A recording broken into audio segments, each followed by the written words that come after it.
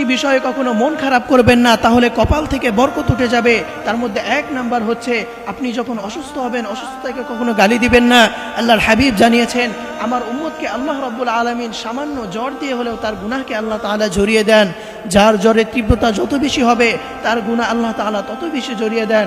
এমনকি আল্লাহর হাবিব এটাও বলেছেন, কোনো মুমিন ব্যক্তির পায়ে যদি কাঁটাও বিদ্ধ হয়, এটার মাধ্যমেও আল্লাহ রাব্বুল আলামিন তার গুনাহকে ঝরিয়ে দেন। দ্বিতীয় নাম্বারে হচ্ছে ঘরে মেহমান আসলে কখনো মন খারাপ করবেন না।